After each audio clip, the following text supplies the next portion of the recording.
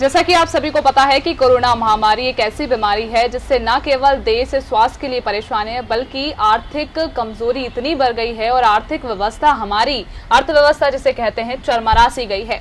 नमस्कार, उद्योग हकीकत के इस खास कार्यक्रम में आप सभी का स्वागत है। मैं हूं आपके साथ भूमिका और एक बार फिर उद्योग हकीकत के प्रधान संपादक कमलेश गुप्ता जी हमारे साथ मौजूद हैं। सर, बहुत बहुत स्वागत है आपका एक बार फिर।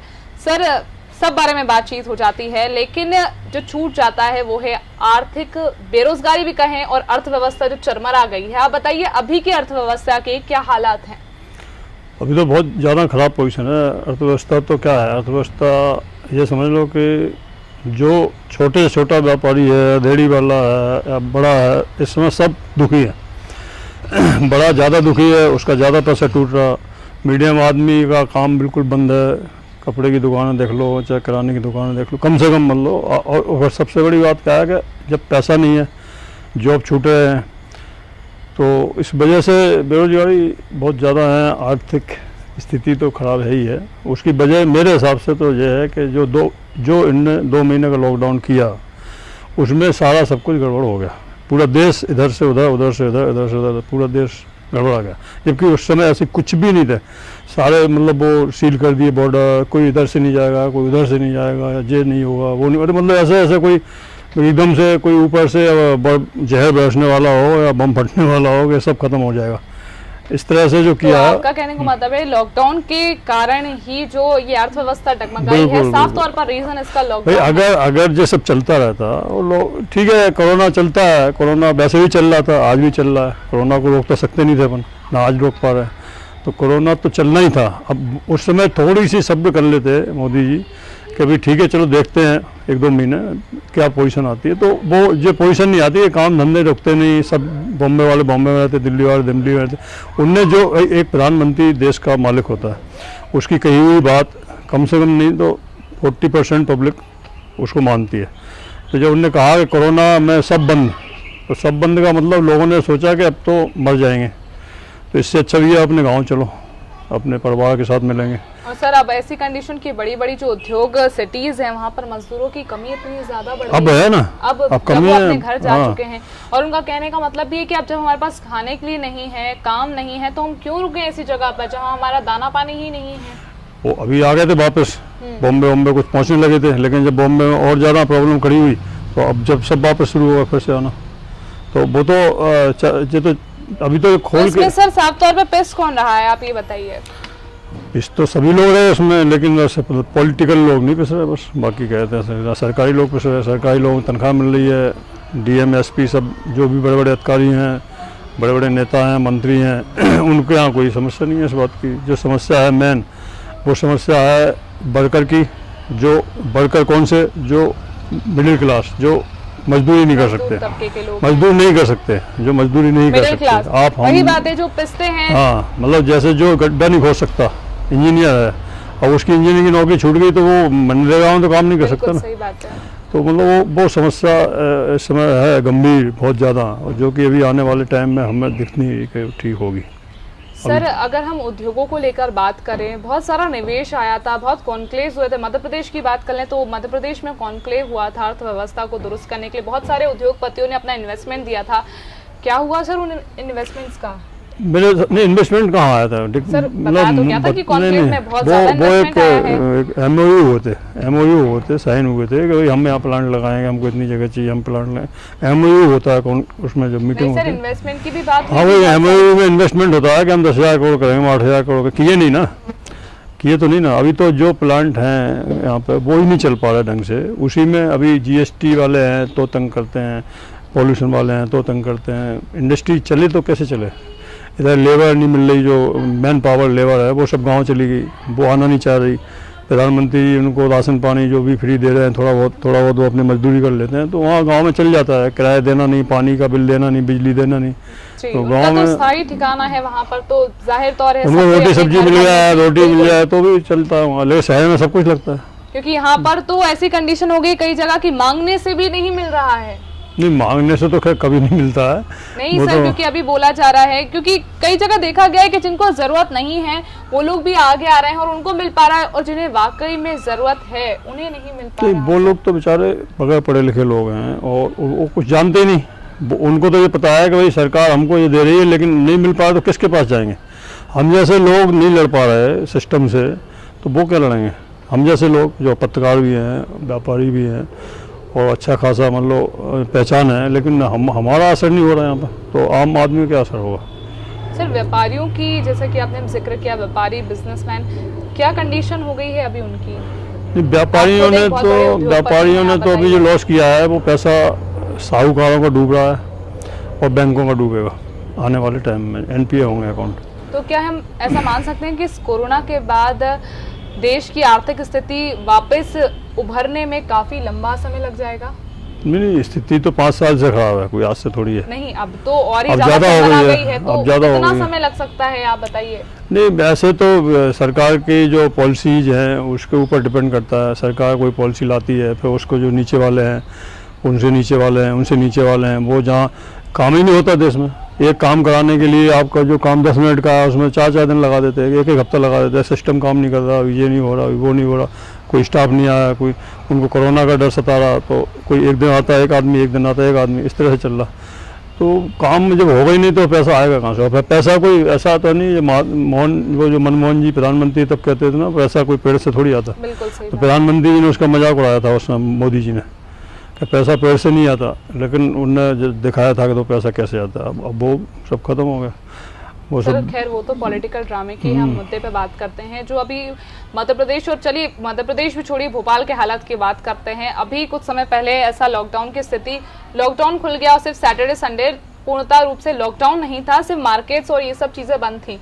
अब फिर सैटरडे हटकर अब पूर्ण रूप से लॉकडाउन कहें तो फिर वो बोलते हैं कि संडे को जनता कर्फ्यू की तरह कर रही है, और फिर अभी फिर लॉकडाउन की फिर बात 1 हफ्ते की। कितना उलझ जाएगा इसमें इंसान कि इंसान तो उलझा हुआ है ना अभी। नहीं उलझा हुआ इसलिए है कि अभी जो 1 दिन का लॉकडाउन था संडे का, तो सैटरडे को हमारी कंपनियों में लेबर 6 बजे की जगह 5 बजे चली गई थी, सब काम बंद करके। उन्होंने अभी राशन पानी लेके रख लेंगे, पता नहीं 1 हफ्ते के लिए लग जाए। बिल्कुल, क्योंकि बिल्कुल कयास ऐसे ही लगाए जाते हैं हर जगह, क्योंकि नहीं पहले ऐसा हुआ ना, पहले ऐसा हुआ ना, कोई अचानक से सडन 24 मार्च को कर्फ्यू रहेगा 1 दिन का, और उसके बाद जो खत्म सारा लॉकडाउन। ऐसे ही अभी जनता को डर था तो सब भग गए, संडे को कोई ड्यूटी नहीं आया तो वो कोरोना लॉकडाउन है, कर्फ्यू लगा है, फिर कुछ हुआ नहीं, पुलिस डंडे मारेगी, तो काम रुक गया पूरा, सारी मशीनरी रुक गई, सारा काम। तो वही तो बात है सर, ये जो अफवाहें निकाली जाती हैं, हाल ही में कलेक्टर द्वारा भी, अविनाश जी द्वारा भी क्लियर किया गया कि ऐसी कोई भी अभी घोषणा नहीं की गई है कि लॉकडाउन लगने वाला है। सिर्फ अभी इतना बोला गया है कि संडे को आप जनता कर्फ्यू की तरह ही मनाएं, और किसी को आने जाने पे खैर रोक नहीं है, लेकिन जितना जरूरी हो सके उतना ही बाहर निकले, अन्यथा बाहर ना निकले, फिर कानूनी कार्रवाई की जाएगी। तो ये जो संडे है, क्या संडे को कोरोना नहीं होगा, मतलब बाकी दिन कोरोना नहीं होगा? वो एक संडे को सबसे ज्यादा मरीज है, परसों अभी संडे जो था उसमें 113 102 ऐसे जो हाईएस्ट थे अभी तक के, वो संडे ही हुआ है।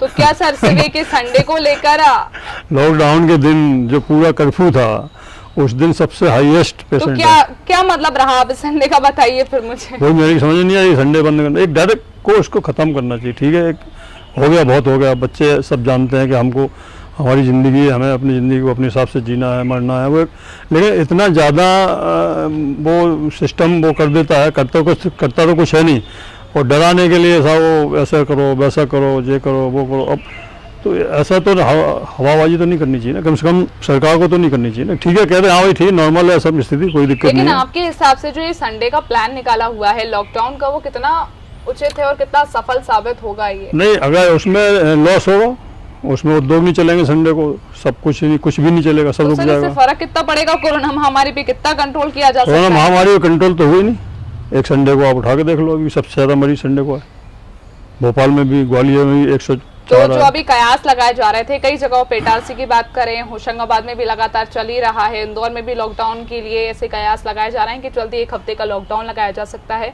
तो आपको क्या लग रहा है कि इस समय जो केस इतने ज्यादा बढ़ चुके हैं 3500 के आसपास, और 850 रिकवरी अभी एक्टिव केसेस हैं भोपाल में ही, तो क्या लॉकडाउन लगाना अभी उचित है? मेरे हिसाब से तो नहीं है, लॉकडाउन से कोई मतलब नहीं है। लॉकडाउन में भी केस आते हैं और खुले में भी केस आते हैं। सर वो तो केस ऐसे आते हैं कि सैंपलिंग पहले हो गई है, 3 दिन बाद के नहीं ऐसा नहीं है, तो क्विक सैंपलिंग तो सर है ही नहीं ना। तो ठीक है, आजकल तो होगी ना फर्स्ट डे, आज आप टेस्ट कराओ, कल आपका वो आ जाएगा। रिजल्ट। लेकिन तब भी सर एक रिजल्ट पर अरे एक दिन में, एक ही दिन में है ना। हाँ एक दिन में, आज जो सैंपल लिए गए, आज जो सैंपल लिए गए मान लो, तो वो कल रिजल्ट में आ जाएंगे, कल की डेट में। तो एक दिन का अंतर कोई अंतर नहीं होता। वो तो आप आज के मान लो या कल के मान लो 100, 102, 87, 80 ये सब एक दिन का ही फर्क। बिल्कुल सर, एक आंकड़े आए थे संयुक्त राष्ट्र के सामने, आज ही रिपोर्ट या कल कहें रिपोर्ट सामने आई है। कुछ अगर कोरोना से उभरने के बाद ऐसा कहा गया कि भारत में 13.5 करोड़ लोगों का रोजगार छिन सकता है कोरोना के दरमियान, और लगभग 12 करोड़ लोग गरीबी रेखा के नीचे जा सकते हैं। बहुत चिंताजनक आंकड़े हैं ये तो। मैंने कोई चिंता की क्या बात है सर, 13.5 करोड़ दम रखाते हैं सर। 2 साल में हो जाते हैं तंबाकू से 13.5 करोड़ 2 साल में तंबाकू से गरीबी रेखा के नीचे चले जाते। यहाँ पे कोरोना की बात, तो कोरोना तो उससे क्या मतलब, बात तो ये है ना कि चिंता की बात, तो चिंता कहाँ। तो वैसे भी अर्थव्यवस्था इतनी दुरुस्त तो है नहीं अभी कहीं की भी, और नहीं तो आप जिस चीज, अरे आप बताओ, आप कोरोना का कुछ नहीं कर सकते, ठीक है, आप तंबाकू रोक सकते तो रोको। उससे 6 करोड़ लोग हर साल गरीबी रेखा के नीचे जा रहे हैं, WHO की रिपोर्ट है, और ये भी WHO की रिपोर्ट है। जी बिल्कुल। तो जब आपको कोरोना तो ठीक है हमारे हाथ में नहीं है, ठीक है, हमारे वैक्सीन नहीं है, लेकिन तंबाकू, सिगरेट, शराब ये तो हमारे हाथ में है। WHO ने कहा है कि हिंदुस्तान में बीड़ी पीने से 6 करोड़ परिवार गरीबी रेखा के नीचे हर साल जाते हैं, 6 करोड़ परिवार हर साल, और कम उम्र में इसमें तंबाकू बीड़ी से लोग मर जाते हैं, कैंसर से और किडनी फिडनी जैसे लॉसेस से, और एवरेज उम्र उनकी कम होती है। दूसरा, वो काम नहीं कर पाते हैं। और एक आदमी अगर बीमार होता है परिवार का, मान लो तंबाकू की वजह से कैंसर होता है, तो वो अस्पतालों में चक्कर लगाता है, तो पूरा परिवार उससे डिस्टर्ब होता है। तो जो चीज़ हमारे हाथ में है हम उसको नहीं बंद कर सकते। फिर हम बात करते हैं कि साहब हम देश का ये करें, कैसे होगा, कोई बता दे कैसे हुई। आप आंकड़े उठा लोगे, शराब से कितने लोग मरते हैं हर साल, आप आंकड़े उठा लो कि तंबाकू से कितने लोग मरते हैं हर साल, गुटखे से कितने लोग मरते हैं। लॉकडाउन में करोड़ों का गुटखा बिक गया, वो भी टैक्स चोरी के साथ। तो आज आदमी को, भाई आदमी तो आप उसमें बार बार लिख दो हानिकारक है, हानिकारक, अरे उससे कोई फर्क पड़ता है क्या? तो उसके लिए क्या करना चाहिए? बंद कर देना चाहिए मेरे, बिल्कुल। हाँ, जो भी नक्शे, कोई कहीं भी शराब है, ठीक है, शराब का आप रखो खोल के और उनको कार्ड बनाओ। आप शराब पे 80% टैक्स ले रहे हैं, किससे? पब्लिक से। जिस पब्लिक को तुम 5 किलो गेहूँ दे रहे, पेट्रोल पे उससे 70% टैक्स ले रहे हैं, जिसको आप 5 किलो गेहूँ दे रहे हैं, उनको पेट्रोल क्यों नहीं दे रहे सस्ता? आज एक मिस्त्री है, एक मजदूर है, एक ड्राइवर है, 10,000 तनख्वाह उसकी, एक मतलब ड्राइवर है किसी का पर्सनल, उसकी 10,000 तनख्वाह है। 10,000 तनख्वाह में उसे मकान किराया भी देना है, घर का खर्च भी करना है, बच्चे ही पालने हैं, फीस भी देनी थोड़ी बहुत, सरकारी स्कूल प्राइवेट जो भी है, तो उसको भी पेट्रोल 90 रुपये लीटर, और एक जो 1000 करोड़ की पार्टी है उसको भी 90 रुपये लीटर। तो ये कहाँ का तरीका हुआ भाई? आप कहते हैं हम गरीबों के साथ हैं, कहाँ? आप तो उसको टैक्स छोड़ो ना, उनके कार्ड बनवा दो, जैसे राशन कार्ड है, पेट्रोल कार्ड, कोई कौन ना हो, तुम ड्राइवर कहाँ करते हो, उसके सारे प्रूफ लो, ये आप कार्ड दिखाना अपना, आपको 40 रुपये पेट्रोल मिलेगा। तो तुम करते तो कुछ हो नहीं। अभी 12-13 रुपये पेट्रोल बढ़ा दिए, 12-13 रुपये डीजल बढ़ा दिए, टमाटर आज 80 रुपये किलो हो गए। तो ये सब चीज़ें अब हमारे यहाँ की पब्लिक का बातों में आती है। सर, एक इंटरेस्टिंग सा सवाल है, कई लोगों ने मुझसे पूछा भी है, हालांकि मैं आपसे ये चीज़ चाहूँगी पूछना कि अभी जो हाल ही में इंडिया द्वारा चाइना के ऐप्स पर रोक लगाई गई थी, लगभग 60 ऐप्स पर रोक लगाई गई थी, और बोला गया था कि चाइना से आप बिल्कुल भी ट्रेड कम कर दिया जाए, जितना हो सके आप इंडिया का सामान यूज़ करें, स्वदेशी चीज़ें यूज़ करें। सर, वहाँ की अर्थव्यवस्था को कमज़ोर बनाने पे हमारा पूरा फोकस है। देखो वहाँ की अर्थव्यवस्था कहाँ कमजोर होगी? उनका कहने का मतलब है, आप समझिए इस चीज़ को, इधर का ऐसा स्कीम चलाई जा रही है कि अपन उनका यूज़ नहीं करेंगे, क्योंकि सबसे ज़्यादा, जैसे टिकटॉक की अगर हम बात करें, टिकटॉक के काफ़ी ज़्यादा यूजर्स थे, बहुत ज़्यादा लोग टिकटॉक पे यूज़ करते थे। 200 करोड़ पर डे के बस। तो सर, इंडिया के थे ना। हाँ, तो उनसे ज़्यादा। तो उनके यहाँ कितना हुआ उसका? 200 करोड़ को डिवाइड करो डॉलर में। उनका कहने का मतलब है कि वहाँ की अर्थव्यवस्था हम इससे कमजोर थोड़ी बहुत कर सकते हैं, लेकिन हमारी कब हम दुरुस्त करेंगे? नहीं, आप दूसरे घर में आग लगाओगे और तुम्हारा घर बच जाएगा क्या? आपको जो उनसे आपको इनकमिंग का पैसा मिलता है, जो एक्सपोर्ट करते हैं, उसमें आप टैक्स लेते हैं 20%। तो जब 20% टैक्स वो आपको मिलना बंद हो जाएगा, तो आपकी तो व्यवस्था पहले चरण में आ जाएगी। उनकी तो चलो जो होगा वो देखा जाएगा, हमें दूसरे से क्या लेना देना, पाकिस्तान से क्या लेना, चाइना से क्या लेना? सर, लेकिन वो तो जो हमें जो देखना है कि हम लोग चाइना से इतने पीछे हैं, कम से कम 50 साल पीछे हैं। सर, वो मैं बात समझ रही हूँ, लेकिन जो डिसीजन लिया गया था वो कोरोना तो एक तरफ, लेकिन अभी जो हाल ही में एक हिंदूवादी है, जे कुछ नहीं है, जे एक वो है कहते हैं कि हमारे घर में है नहीं कुछ, फिर भी हम मुँह से बैठ के ठाकुर हैं, लड़ने को तैयार हैं। तो अपना घर फूंक के तमाशा देखना है वो अलग बात है, देख सकते हैं, कोई भी देख सकता है, हम भी देख सकते हैं, आप भी देख सकते हैं। अपना घर फूंकना पड़ेगा सर। अगर आप लड़ोगे चाइना से तो आपको अरबों खरबों रुपए का जाएगा। अब इस तरह लड़ने की क्या जरूरत है भाई। सर हाल ही में एक वीडियो वायरल हुआ था, एक सोल्जर ने एक वीडियो बना के वायरल किया था, वो काफ़ी वायरल हुआ, सब तक पहुंचा भी था। उन्होंने बोला था कि हम सीमा पे खड़े हैं, चाइना की बॉर्डर के आसपास खड़े हैं और हम मुठभेड़ कर रहे हैं, हम आपकी जान की परवाह करते हुए अपनी जान की परवाह ना कर रहे हैं। तो क्या आप ये छोटे छोटे ऐप यूज़ करना बंद नहीं कर सकते? नहीं तो उसमें उनका क्या रोल है आर्मी का? सर आर्मी का, उनका कहने का मतलब था नहीं, कि चाइना आर्मी का हमारे रोल विरुद्ध ऐसे खड़ा हुआ तो है, उससे इतनी क्या हो मुठभेड़ गया? हो रही आर्मी है। तो काम है उनका, वो जब भर्ती होते हैं तो इसीलिए भर्ती होते हैं, पूरी ज़िंदगी ऐश करेंगे और लगा मौका तो 1 साल में गोली खाएंगे, वो तो क्लियर लिखा हुआ होता है। उनके बारे में क्या सोचना।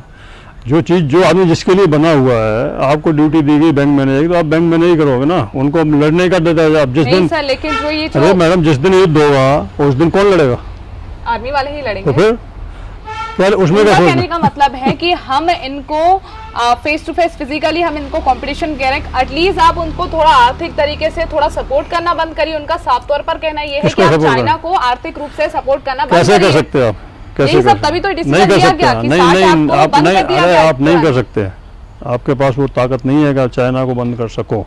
चाइना को कौन बंद कर बंद सकेगा? मतलब चाइना को आइटम बंद कर सको, वो ताकत नहीं है। सारी इंडस्ट्री बैठ जाएगी, दिल्ली बम्बई सब जितने पार्ट्स हैं चाइना से आते हैं, सबसे सस्ते। जो जर्मनी से पार्ट 100 रुपये का आता है वो चाइना वाला 20 रुपये में देता है। कैसे आप इंडस्ट्री को सर्वाइव कर लोगे? ये सब कहने की बात है। क्या होता है कि हमारे जो मोदी जी हैं वो हैं एकदम, मतलब हाँ वो माइंड एकदम वो हॉट माइंड। उन्होंने कहा मैंने देखा पीछे करा दी सेना। अरे जब तुम्हारे 20 सैनिक मर गए तब तुम नहीं थे, तो सेना की गलती थी।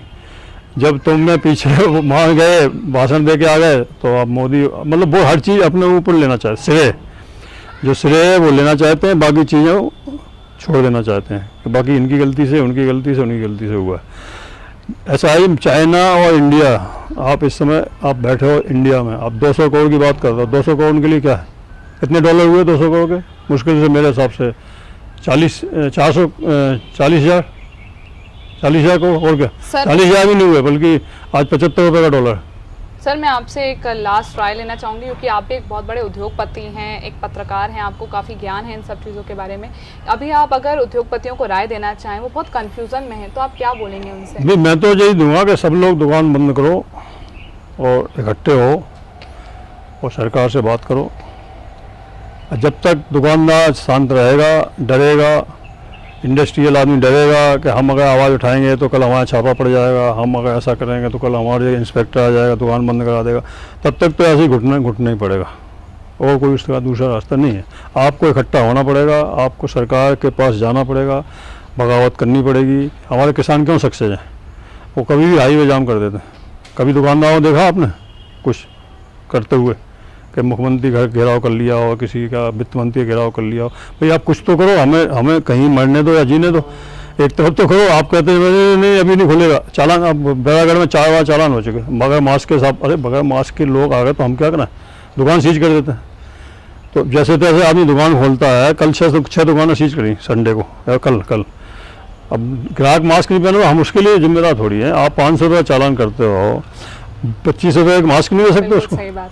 500 रुपये चालान करने से अच्छा है कि 25 रुपये का उसको 5 पकड़ा और रसीद काटो, लो 25 रुपये दे। तो अब सरकार को तो पैसे चाहिए, सरकार के पास पैसे नहीं है, तो उन्हें साहब चालान काटो। एक गरीब आदमी मोटरसाइकिल पे आ रहा है, टिफिन लिए खाली 6 बजे से भागा चला जाए घर के लिए, और उसकी मोटरसाइकिल की हालत वो ही जानता है कैसी है। एक बार रुक गई तो कोई स्टार्ट ना हो। अब वो उसे पुलिस वाले रोक लेते हैं साइड में खड़ा, हाँ भाई कागज़ लेगा। अब कागज़ इसमें नहीं है, और उस समय उसके पेट में भूख भी लग रही है, कागज़ है नहीं, पैसे जेब में है नहीं। जो पैसे हैं 200-300 रुपये मजदूरी के हैं। 1 घंटा खड़ा रखते हैं, 200 रुपये ले लेते हैं जाओ। तो कहाँ गरीब आदमी की चिंता है? किसको चिंता है? क्यों रोकते हैं बाइक को? उनको ऑर्डर नहीं करना चाहिए मुख्यमंत्री को, बाइक वालों की आईडी देख लो कि अगर वो लोकल हैं, वो काम वाले आदमी हैं तो मत रोको। नहीं है कागज़, कोई बात नहीं, जाने दो। अरे बाइक ही तो है, कोई जहाज हवाई जहाज थोड़ी लेके जा रहे हो। अगर चोरी की भी सही चलो तो उसकी जब तुम्हारा रिपोर्ट ही नहीं है तो तुम्हें इससे क्या लेना देना? अब वो उनको रोकेंगे, हम देखते हैं आए दिन सब गाड़ियाँ निकल रही, कारें, बाइक वालों साइड में लगाओ। कोई हेलमेट नहीं लगाया, कोई मास्क नहीं लगाया, कोई ये नहीं करा। 500,000 अब वो आदमी मतलब गरीब आदमी को उठाना नहीं चाहते। अब क्यों उनको 90 लीटर पेट्रोल दे रहे, अब क्यों उनको जो है हर चीज़ महंगी दिला रहे, अब क्यों उनको 100 रुपये पाव की शराब दे रहे। एक पाव शराब 100 रुपये की, वो 20 रुपये की दो, उस पर भी कह दो इस गरीब आदमी को माफ़ है, टैक्स माफ़ है, खाली टैक्स माफ़ करो ना। तो ये सब चीज़ें क्या है, यहाँ पर इंडिया में मिलावट इतनी है, हर चीज़ में मिलावट है। अभी पकड़े गए थे कमलनाथ सरकार में, अब सब खत्म हो गया, कोई नहीं आता। कितनी मिलावट पकड़ी गई आपने, दूध में यूरिया, मावा में आलू।